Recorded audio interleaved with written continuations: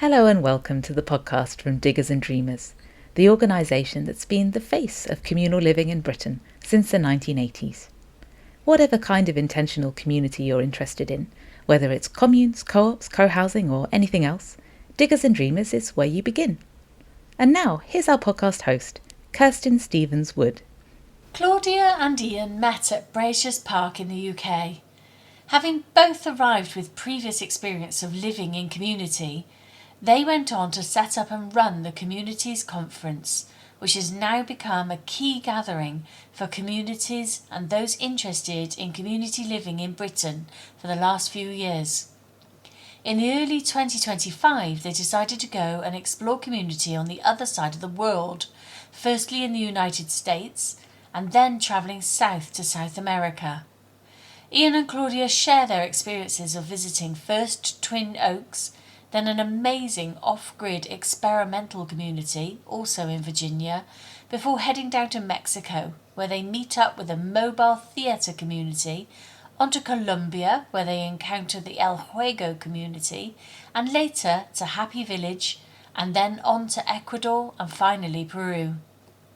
Claudia and Ian take the time to offer their reflections on the diversity of communal living and how different projects manage to work well together in very different settings. They also share their plans to set up a Twin Oaks / Tamara inspired community in the near future. Join us and listen to Ian and Claudia taking us through their travels of community at the Diggers and Dreamers podcast.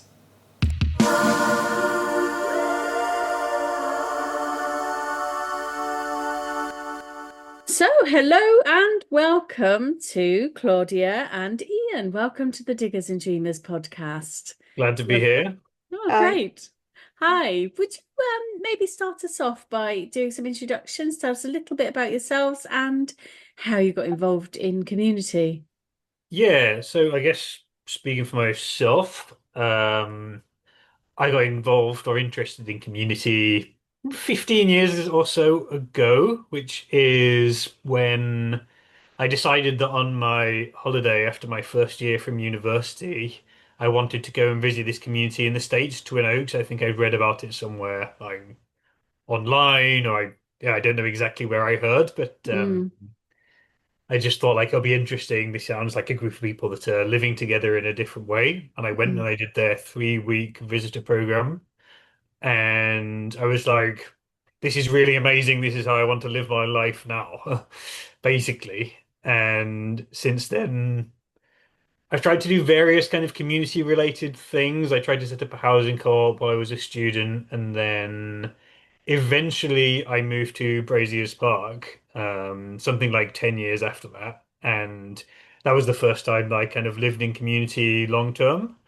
And I got really excited because I wanted to use the opportunity to like recreate an event which I'd also seen in Twin Oaks, which was the Twin Oaks Communities Conference. So it's like a gathering of everybody that's trying to live together and imagine a different way of life that's kind of more cooperative and more communal. And yeah, just basically bring everybody together in this great big event. So in Braziers Park, I initiated the organization of that and like put a group together that created this thing, the UK Communities Conference, and I guess that's how I first got introduced to you guys and Diggers and Dreamers. So that's a kind of potted summary of where I'm coming from. Wow, that's really interesting. Thanks, Ian. Claudia. Yeah, Claudia. Yeah, well, long story short, I I start to visit slums in Lima since a very early years because in my school there was this social program, and I was always very interested in the way that people live, the people that have been removed from their places, how they gather together, and how they have to live together in order to survive and to provide things. So when I got older, I used to work with these communities in a much more closer way. And it was amazing because they are super organized. They have a meeting every Sunday, everybody participate, and they have a schedule that they got to follow, who is going to cook for the whole community. Could be like 50 families, who's going to take care of the kids. So it was fascinating for me. But I was thinking at that time that you live in this way because you have to, not because you can choose. Because I never heard about an intentional community before. it was until I was 28, 29 that I visited the first community. It's Tierra Langla in Lunawana. And I arrived with my child. I was a single mom. And as soon as I arrived, I fall asleep. I don't know how. And when I woke up, I was like terrified. Where is my child? Where is my child? And the women around me, they start to laugh. We're taking care of him, you know? And I start to cry. But wow, somebody else can take care of my child that is not my family. Because, of course, I have a lot of support from my family. But the idea that I can, co-parent, it was Yeah, something yeah, completely new. And there was these three families with babies, newborn babies, and we have this woman circle, and it was just boom, blow my mind. Like I could choose this life, I could choose living with other families, raising our children together, sharing food together, cooking together, and yeah, it's amazing when it's your family, but when you don't have your family close, this is yeah. another way of have a life. So since then, it was more or less clear for me that that is the life that I wanted for myself, but also the life that I Mm. wanted for my children. So I set in my search for communities, and I started traveling first in Latin America, and then life took me to the UK. Yeah, that's how I met Ian at Braces Park. And when he told me about in the communities conference, I was just coming back from Mexico and I was like, I'm gonna buy a land in Mexico and join your people. But then I heard about this. Okay, maybe I can also support this idea. And yeah, Yeah. we got super excited. Yeah. And And then, since then, we've been kind of working together yeah, on our Yeah, various. it's been a few years now since you guys yeah. been working Yeah, yeah, together. yeah. Yeah, yeah. And Braziers, just very briefly for those people who might not be familiar with Braziers Park, just can you give us a very quick spotted description? Yeah, I mean it's a difficult place to try and summarize. It's a pretty unique and unusual project, but it's a big country house in like out near between Reading and Oxford, out in the countryside, and it's an event center, so they're making their income by running, for instance, yoga courses, writers' retreats, all kinds of other different events. But there's also an intentional community there. So there's, I think at the moment, about 30 um, long-term residents. There's also volunteers. People have different roles. You've got your kitchen manager, your office manager, um, your estate person, your gardener, and everybody kind of has their own role. And Mm, yeah, so it's a community that's kind of running this events business.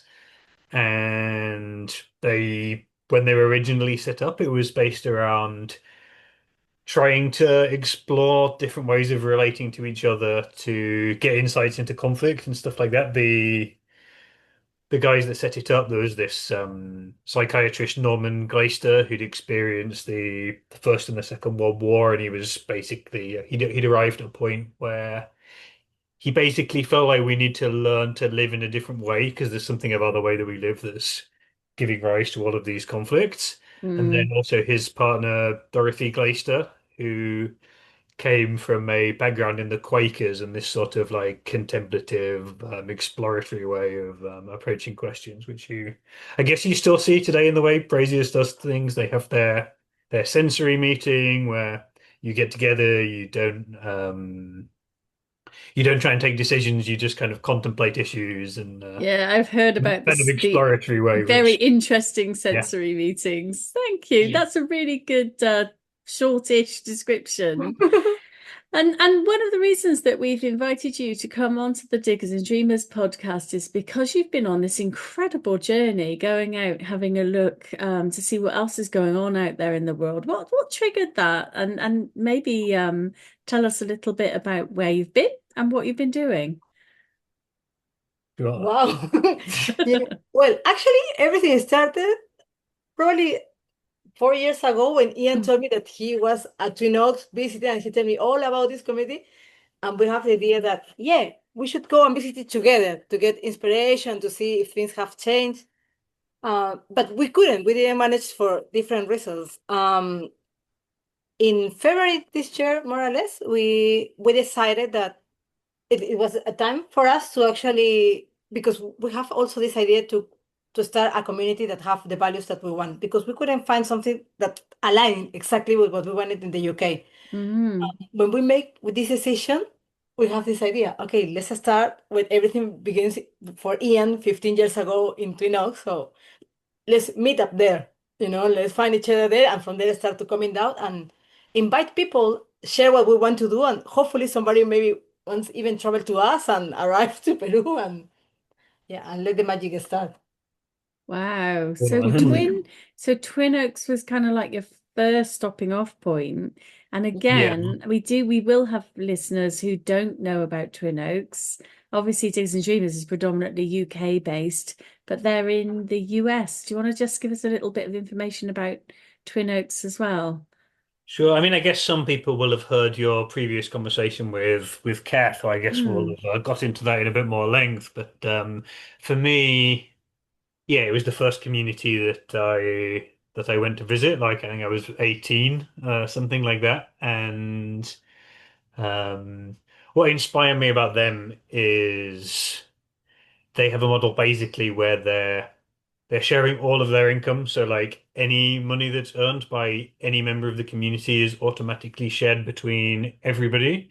Hmm. And it's just a completely different model and a completely different way of thinking about economies and thinking about also human relationships as well, because like we're in a world where on some level, like many things are based on competition or like who can get the better job or I've got a bigger house than my neighbor, all the rest of it. Like in a way, they've created a space where none of that even makes sense anymore. A lot of the stuff Hmm. that or indeed like also worrying about not having money or like being being stuck without anything interesting to do with your life, like all of the different things that can happen in like a normal economy, like their way of doing things just completely flattens that and takes it out of the equation.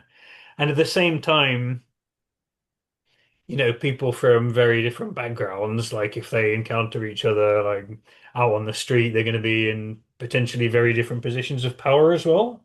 Hmm. And that can distort the way that you see other people. It can maybe make you feel superior or have some kind of like negative feelings, or it might make you feel like resentment, all of these different negative emotions that can come up. And having this income sharing model, like it takes all of that away.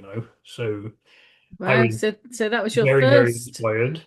your first starting point for Um, both of you was to travel yeah, out to Twin Oaks.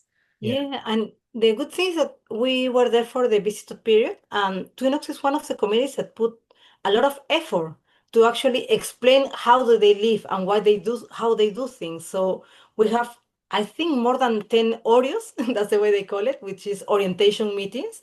So they explain from legal stuff, kitchen, gardening, also social, how to interact with other people, boundaries. I don't know. We have just a huge amount of knowledge from that community, because for them it's very important that when a member joined, they know what they are applying for, and it's something that yeah we felt super inspired and nourished also because they give you a lot of detail in their membership process and in the Hmm. decision making process, and they explain you even the labor system that for us was like, wow, what is this? You write in a paper how many hours you're working per week, and Mm, then at Yeah. the end of the week you have to make quota. yeah. Yeah, that was fascinating for me. So how did you find it? You kind of there's the theory, isn't there? There's the this is how it works, and then there's the lived experience of being right in the thick of it. So, how was it? Yeah, I mean, I guess for me, because I already had a certain impression from the first time I was there, and I was wondering, like, was I just some hopelessly utopian teenager, and I'm going to come back, and actually it was all a load of rubbish after all, and I just had this picture in my head. Um, but no, I continued to be impressed by what they're doing and what they're all about.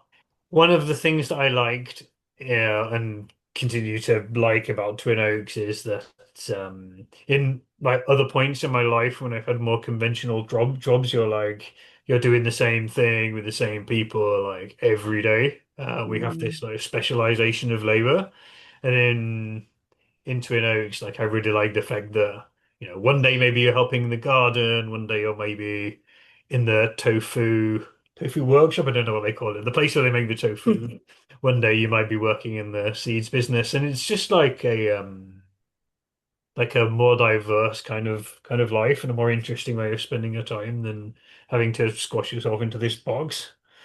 There's a ton of other things about Twin Oaks, but like that's just one other random thought that rises to Yeah. the What about surface. you, Claudia? Yeah, I was just, for me, it was fascinating that they have been there since the 60s. So Yeah. they must be doing something good because there is still, in average, like 100 people, like Hmm. 85 adults, 15 children, and people is still engaged and they Yeah, feel like super happy and super proud of it, Twin Oakers. And it is not perfect. And they also say that this is yeah, not perfect. If you are asked, like, what are we? You're going to have like 100 different answers. And sure. but it's fine. There is this level of acceptance. Yeah, we are different. We think different. We might feel different, but we're doing this together because it's the best we can do. And for me, it was just fascinating the way Sure. they So just how long were you at Twin Oaks for? in total 2 months. Three-ish, yeah, and something like that. Wow, okay, so a good So we period did of time. their visitor program, like the 3 weeks where they have all of the introductory, like Mhm. they call them Oreos or orientations that Claudia was talking about, and Mm-hmm. Mm-hmm. then after that we went away for a week, and then we came back with the intention to be interns. So we were helping out with the organization of the Twin Oaks Communities Conference, which is similar to the event that we've been co-organizing in the UK. So we wanted to see how it was different and how their version was going to be and Yeah. all that stuff. But actually, those 3 months, or those 2 months, I should say, after we came back, we were not living in Twin Oaks itself, but rather in another project called Cambia, which is a smaller, used to be a community. It's a couple of people and, well, a couple and their children, I should say. It's like a family um, now, but formerly they had,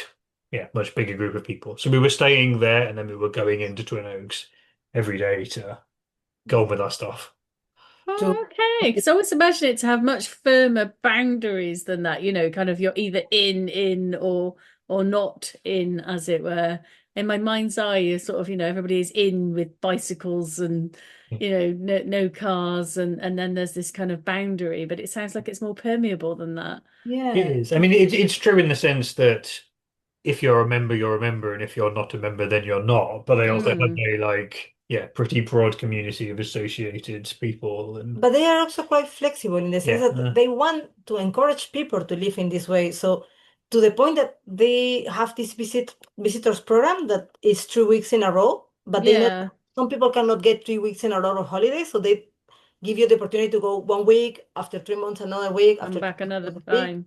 They do this Yeah, one Saturday a month. They also do like this walk around the land, so they make like a short information, and they also allow visitors. Friends of members that are applying. So if they want yeah. to have like a better taster, they can stay, if the community accepts, no, a couple of months before they put their form and apply for a I mean, membership. obviously, you've done quite a long trip. I know we talked about it before we started recording, but sure. just very quickly, 100 people or 80, 90 people, that's quite a big community in comparison to the average. When I think about Britain, we do have communities of sort of 50-ish. I Yeah, suppose if we included the Bruderhof, then we might be going sure. higher in number. But did that seem like a good number to you? That's, sort of how did that work? Yeah. Well, actually, for us, it does work. We would like to set up a project which a similar number between 100 to 150. Uh-huh. Also because of our experience, when the group is too short, it's Mm-hmm. more fragile and more vulnerable. We notice that when the group is bigger, it's also the conflict gets dissolved. If there is, I don't know, so attention is much more easy to, okay, manage in different groups and small groups. So Yeah, for us, kind of work. yeah. I guess like if you're struggling with like a relationship with another person, there's some conflict, like if you're in a community of 12, you're going to see that person every day. There's no way around it. If Yeah, you want to that's go to the true. Uh, I suppose, if yeah, the you're larger the community, you can kind of live round people. Yeah, yeah. Not that we would encourage that necessarily, but it So, makes so you certain did. things So easier. you kind of did your decompression in Twin Oaks, Yeah. and so what? Where did you go after that? Well, after that, Hmm. we were trying to get to East Wind, which is another community that was founded by one of the person that also found Twin Oaks, but we Uh-huh. didn't get it. We tried to Oh. Yeah. hitchhike. It was a very long trip. Although So they do have an off, I it always makes me laugh because of course you've got Twin Oaks and they've got a little branch off called Acorn, haven't Mm. they? And you yeah, did get to Acorn, is that We right? did get to Acorn. yeah, we actually were volunteering for a couple of days in the BIPOC catering farming Uh-huh. conference. Yeah, so it's like Mhm. for people that don't know about it, it's Black, Indigenous, and People of Color Communities Conference. Yeah. Yeah, we were just, I guess, mostly attending and talking a bit about the Twin Oaks conference to give people the information. Yeah, but I must confess that for me it was quite surprising because most I've been participating in the communities conference in the UK and it's yeah, white predominant and go to a gathering that was mostly BIPOC people and have all of the leaders. It was something very impressive and very touching for me. Yeah. So yeah, Yeah. I'm happy to be part of it. Yeah, Yeah, I'm sure. And it's really interesting to think about what creates those dynamics as well. Yeah, yeah. And so Twin Oaks, Acorn, and then I think you mentioned something about a place called Living Energy Farm, which is quite sure. interesting. Yes. Tell us about that. Yeah, as part of our visitors program, we also went to visit this community, and it's a community that is off grid, and they put lots of effort in solar energy. But they are like pioneers in the way that they are developed some new techniques for the way that you manage your energy is much more intelligent, so you can prioritize when to turn on, when to turn off, and Yeah. always keep the main things working. Yeah, yeah. The two Uh-huh. things I remember that they're really like interested in living energy farm. The first thing that they're doing that's kind of unique for them is direct drive solar. Yeah. So they have solar panels where you put it on the roof and you connect it directly to your strimmer or your washing machine or whatever, and Yeah. I guess they've got their transformers, but they've got no battery at any stage in the So it's that thing. difference between collecting the energy and using it immediately or Immediately. collecting the energy and then storing it. I have personal memory of only being able to use washing machines when the sun Sure. was shining in a project I went to stay with. Yeah. Because Yeah. as they point out, the batteries are often Hmm. super damaging to the environment. And Yeah. the other thing that they do is they use like, I guess maybe to some people what would be seen as like low tech batteries. Yes. So they use battery chemistries that are like much less dense, so you need like a bigger battery. But actually, it does not wear out anything like as quickly. So you have one battery instead of cycling around 10 batteries and throwing the next one in the garbage and throwing the next one in the garbage. So they're just So- thinking in a different way about what their priorities, I suppose, are and in they're the completely off grid, aren't they? Is that I remember I that you think so, saying? yeah. Yeah. Yeah. Yeah, that's really interesting. So from America, it's quite incredible to think, and we cannot get into the politics of this, that Twin Oaks can exist under a Trumpian um, leadership. But let's not go there. You I moved think to I think it's interesting that they also existed during the Cold War, at which point like Yeah. that is quite the amazing. government was explicitly opposed to communism. There was a guy we met there, Keenan, and one of the things that he said was it's funny that they spend all of this energy on combating communism, but they couldn't actually get it out of the state of Virginia, like let alone out of Russia. It was going on there We like that. all the time. So you crossed the border. I bet that was interesting into Mexico. What was your next stop? Well, actually, in Mexico, the first week we stay with my family. I also have Uh, family at the north of Mexico in San Luis oh, Potosí. fantastic. Yeah, but right after that, we went into this fascinating community, Huehuecoyotl. Uh, Hmm. this community, they started in the 80s, and it was 13 members more or less traveling in a bus. and they were doing theater performance. Oh, Uh, wow. A traveling bus performance. yes. Were they a theatre project before they got the bus? I They were a can't. theater company. Yeah. They were already friends and kind of doing theater together, but they decided to live together in this bus with their families, their children, their partners, and go to Mm. bring the message. It was also kind of a social message, but they Uh-huh. did it with their performance. And yeah, they start to travel all around. Not only America, they also went into Europe at some point. I don't know how to take the Yeah. bus. We didn't get that far in that conversation, but I guess they did yes, not they take the did. bus to Europe. Yeah. How did you even, if they're on the move, how did you even know where to find them and how to make that connection if they're I think it moving? might have been the FIC website. No, to be fair, I am in a Telegram group. Uh, That is this is also community. It was started for someone of Chamera, the community in Portugal, and it's mm-hmm. more than 300 people at the moment. So I Yeah. just asked, does anybody has visited any community interesting community in Mexico? And one of your friends actually responded, Oh, it was Jorge. Jorge, Yeah. yes. And he told me about well, Coyote. And then I checked with other friends. I said, yes, this place is amazing. They also have been there and interview one of the persons. So yeah, kind of just picking Yeah. all the points because some of the communities are in the FIC, some Yeah. others Very own project, I think we found that way. yeah, in the Global Eco Village network, but some others it's just word of mouth. That's Yeah. really interesting. So also you've just mentioned the FIC, and again, obviously Diggers and Dreamers, we tend to cover most of the British communities, but the FIC that stands for, Federation of Intentional Communities. yeah, I always get the F mixed up. I can't remember because I think it used to be Fellowship of Fellowship, Intentional but it's Communities. now Federation. No, Yeah. no, no. Or the other way, It is the fellowship because there's the Federation of Egalitarian Communities, Which is the which is a whole FEC. other thing. Yes. okay. Wow. So you spent some time with was they called Way Way? Way, Well, way couple. We were there for a day and a night, and we made a long interview with one of their original members, Tonya. Uh-huh. Uh-huh. And do I remember from my notes that you met someone who was thinking about setting up a community? Maybe they were kind of talking about setting up a community and you had a conversation about how to do it and how maybe not to do it. yeah, no, actually, after we were Coyote, we went to visit another project that they were Uh-huh. advertising as a community. But when we Yeah. arrived, we realized that they really want all the intention they have, all the intention to do an intentional community, but it was the opposite. There was a Mhm. point for us to learn. Yeah, it was just Mm. the decision making wasn't clear, the power was centralized. These examples that when you read, I don't know if you Yeah. heard about this book, probably they creating a life together, they give all the things Mm. not to do, the Mhm.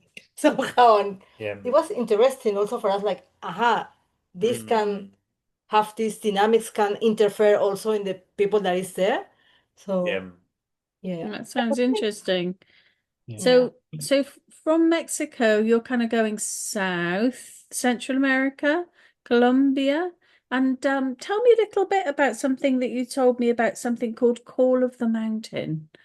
Ah, Ah, yeah. yes. In Colombia, there is this gathering that happens every year, or they try to do it every year, which is like the Latin American version of the UK Communities Conference, which is the Call of the Mountain. So they spread the word through the communities or to the projects that are around, not only in Colombia, but around Latin America, and people gather together.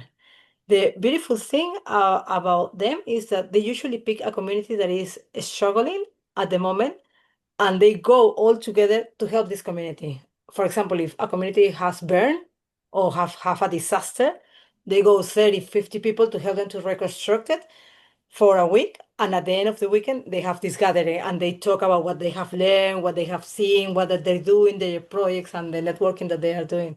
So yeah, that was something new for us because I've been living in South America all my life, but I didn't knew about this encounter. That does sound amazing. And it's It kind is. of like, you always think of the gatherings as being, the very together communities hosting everybody else coming and gathering, which is probably more along the lines of the communities conferences that we have in Britain.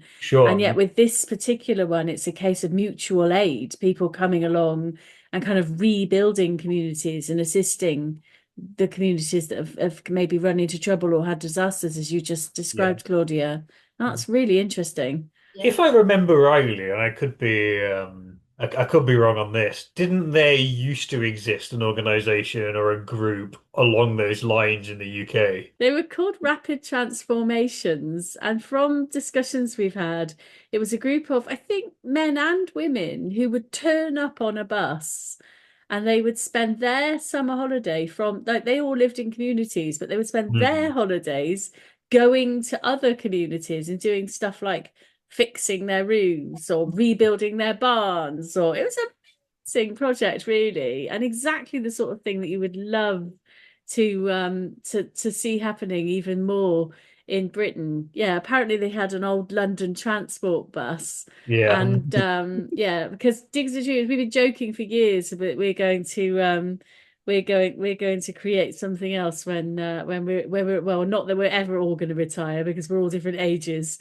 but yeah, we're going to have the big green archive machine, but that's another story. Sure. Yeah. So wonderful. Call of the Mountain sounds like something that would be really interesting to find out about. And then Yeah, I we can wanted, put links to that in yeah, the under the descriptions when you podcast send would this be out as well. that would be great. And I was really interested as well. You talked about a project in Colombia which was called The Game. Yeah, El Yes, el Juego. El juego. Juego. Yeah, Tell us so a bit more. yeah, so I would say we're both quite interested in projects that have a sort of personal development or personal growth angle.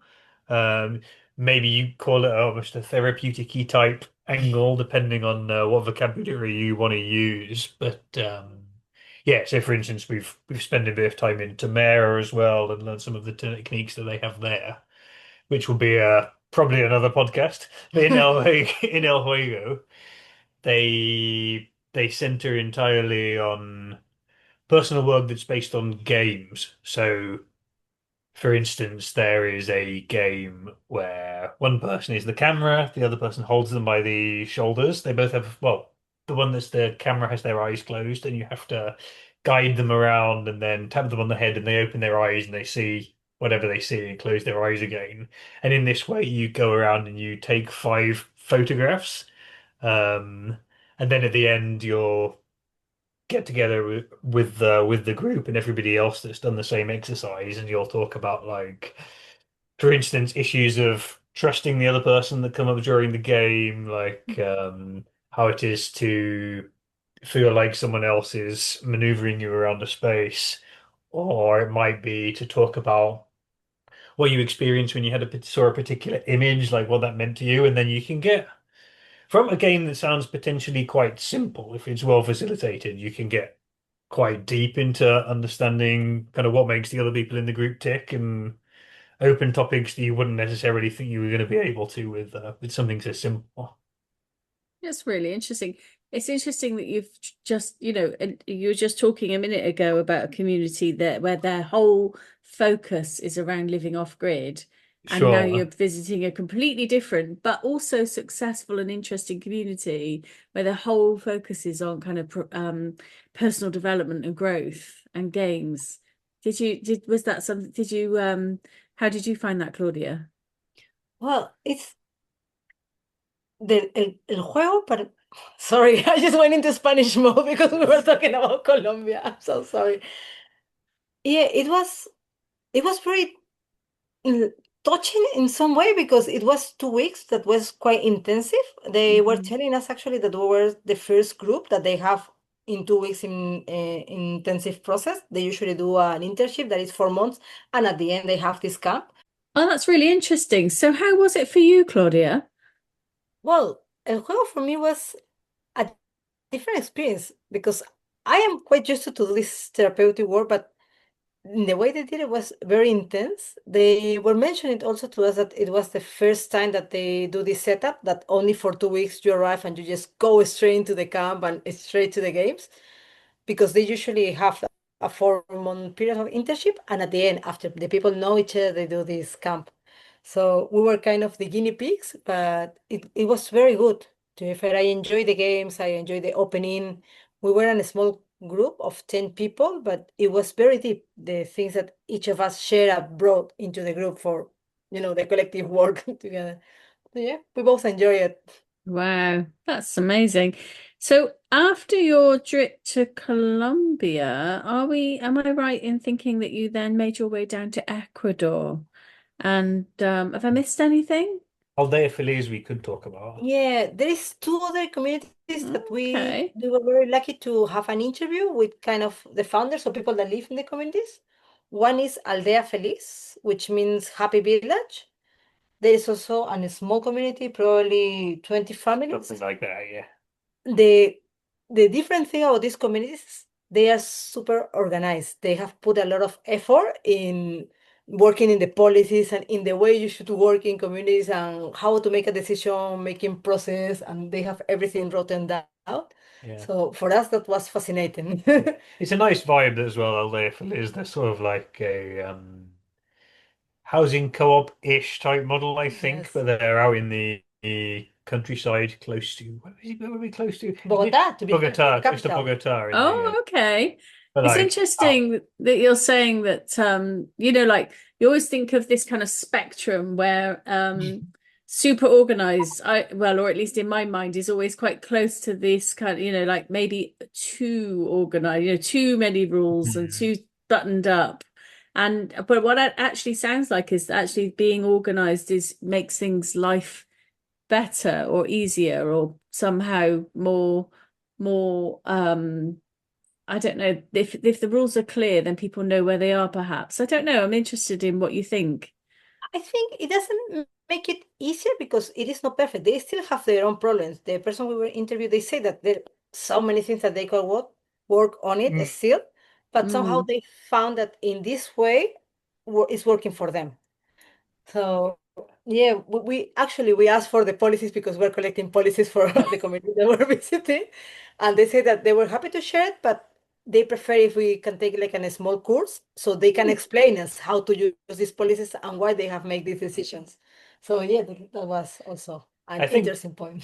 I think this question about informal versus formal, like another example of that is coming to me that someone shared at Twin Oaks was, for instance, if you're talking about, say you have a member that needs to be asked to leave, they've been behaving in a way that's created many, many, many challenges, and like it's kind of obvious that there's no process that's going to work, Mm.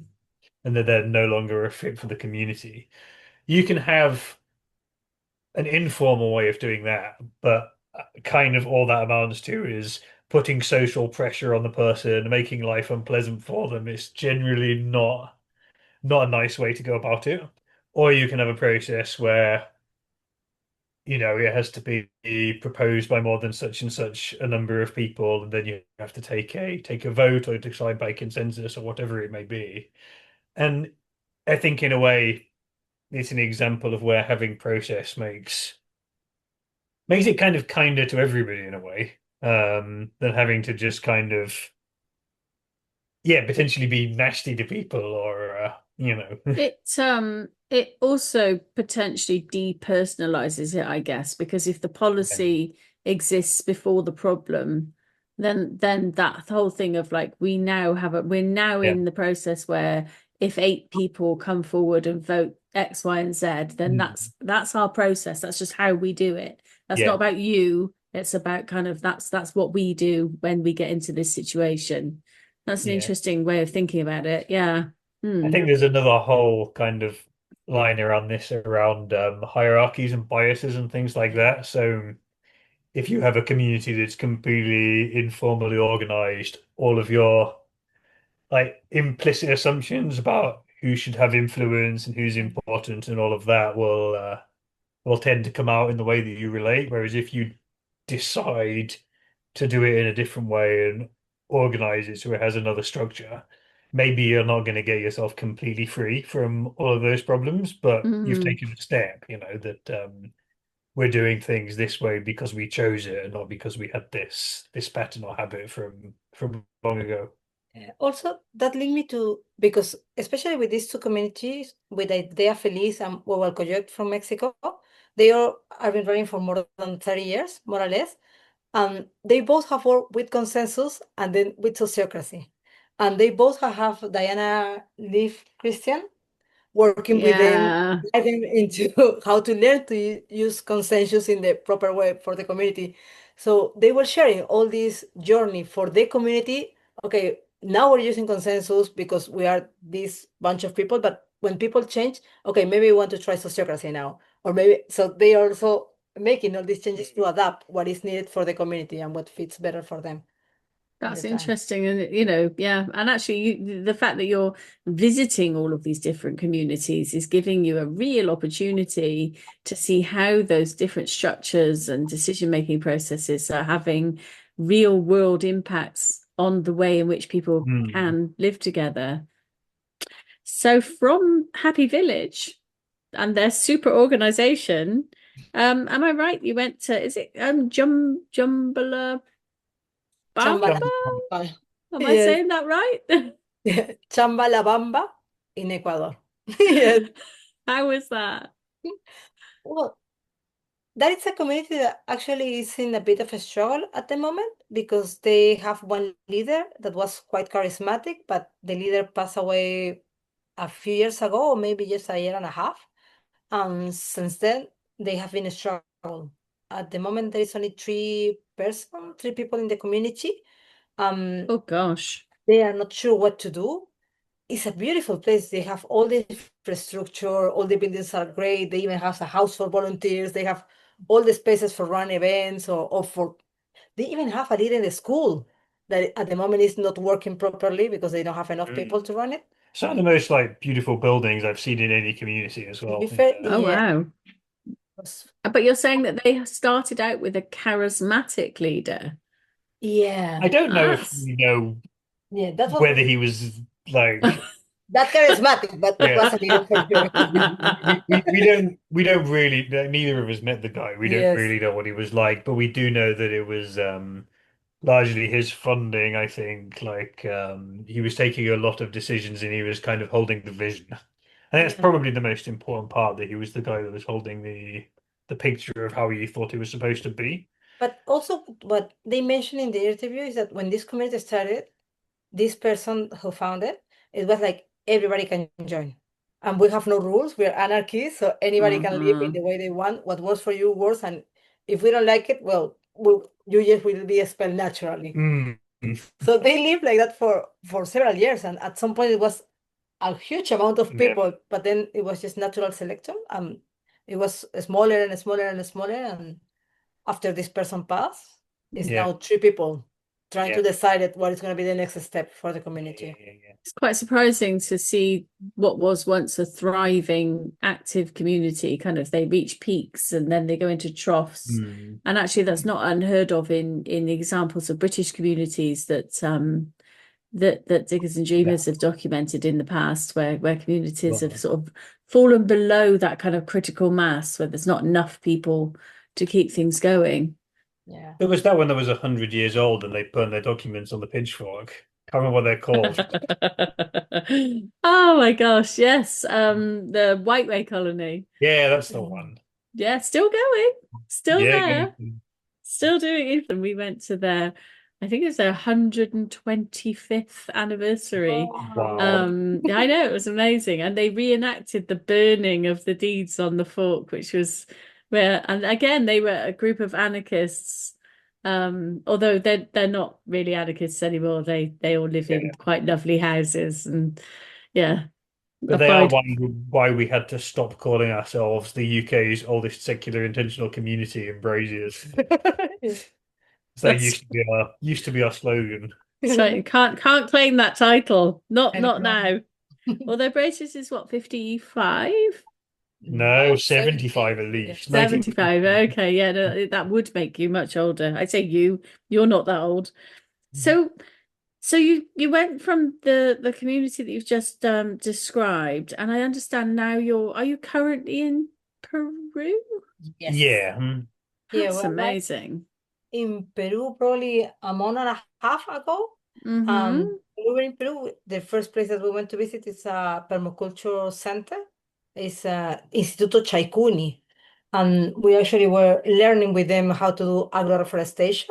It's a beautiful project, and they work with native communities or local communities to relearn how to regenerate the land that has been killed Mm, lately with these new products and the yeah. monocultives and yeah, And the you're progress. and you're taking all of your interviews and your learning and the things that you've looked at and everything. And I understand that you're thinking about looking to set up something, sort of in along the lines of Twin Oaks. And now is that in Peru or Yeah. somewhere else? Where are you setting So up?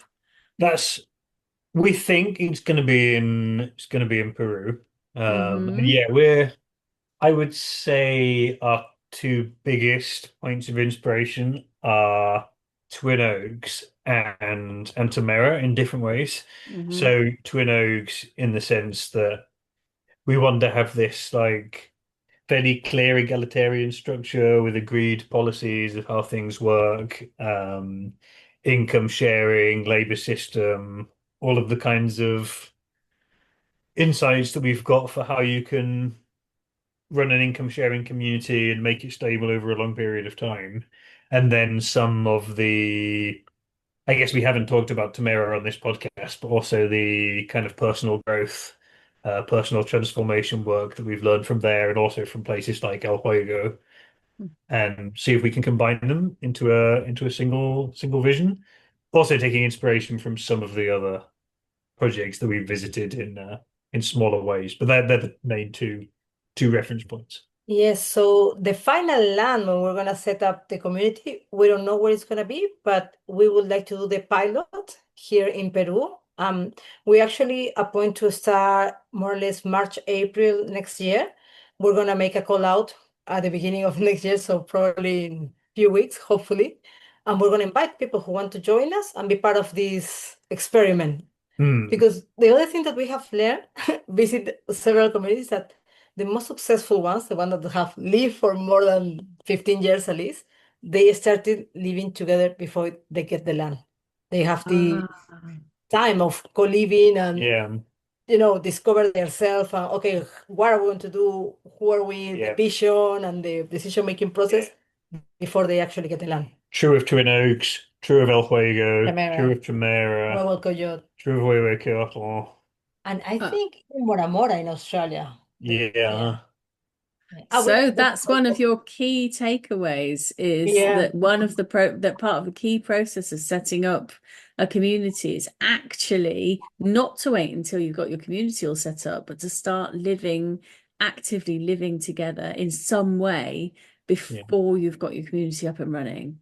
That's really And of course, interesting. there are Yes. successful projects that haven't done that, but Yeah, yeah. those And along and the and do you line. have we always ask our guests whether you have any kind of key learning things that you've taken from your trip. Is there anything you'd like to share with the listeners of the Diggers and Dreamers podcast? Well, for me, is that uh, whatever we create is going to be unique and it's going to be constantly changing. So Mm. it's better not to get attached to whatever idea, any idea that I have in my mind that I want this to be like this because it Mm. might not happen. So for what I have seen, my biggest thought and usually the thing that we say is like, even if we fail in Mm. 5 years, we're gonna enjoy. Mm. We're gonna have a lot of fun doing this project because yeah, it's the way of life that we have choose. Yeah, I'm quite Yeah. excited. Yeah. Yeah. I Yeah. guess for me, I already shared a little bit about why I think it's important to have clear agreements and clear processes and that sort of stuff in order to ensure like equality and stuff like that. That will be that will be one of mine. There's not another one coming to me like straight off the top of my head. There's tons of little things to Yeah. observe as you go through, I guess. But Yeah, no, that's I fine. I guess mean, I think it's learning like what having seen 10 different communities, you've seen 10 different living rooms, and which one like functions better, like which one are people happier sitting in, like Yeah. that's not a big picture takeaway, but it's an example of the kind of small stuff that you can also observe by traveling around and seeing Um, different things. and maybe one thing that I have observed that we would like to do different is that we have noticed that many communities to not interact that much, or not as much as they Mm. could, with the wider community. And that's something that we would like to do different. We really want to engage as much as we can with the wider community too, Yeah. and have an impact in them, if possible. Yeah, which brings us back. I'm not sure whether we were saying this in the call that we had before the start of recording or in the recording, but it brings us back to the point of, we don't just think there should be like one intentional community in Peru. We think there should be, hundreds and hundreds all over the world. And when we were writing down some of the values that we want to be starting from in creating this project, one of them is expansionary. We're like movement Yeah. building. Yeah. It's Yeah. No, that was a conversation we were having about initially about housing cooperatives, about the fact that if you don't accrue equity, then it gets very hard. But it wouldn't be hard if you had hundreds and thousands of cooperatives all over the world, because all you would do is you would just move from one to the next to the next. And there wouldn't be a problem, because you wouldn't need to own them, because they would all be based on a sort of egalitarian basis. Yeah, that's a really nice way to end. Thank you both for taking the time to record this podcast with us. Thanks for inviting us. Thank you very much. It's been a pleasure. Okay, bye-bye. Bye. Ciao. Thanks for listening to this podcast from Diggers and Dreamers, the go-to place for intentional communities in Britain. As ever, it really helps us if you like and subscribe wherever you get your podcasts. Don't forget, you can find out more about communal living at our website, diggersandreamers.org.uk. There you'll find an online directory of existing communities and developing groups within the UK, plus interactive notice boards and information about our publications. One you won't want to miss is the Diggers and Dreamers directory, which has been referred to as the Communard's Bible for 35 years. And now, to play us out, here are the Spaceheads with their tribute to our old mate, Gerard Winstanley. See you next time.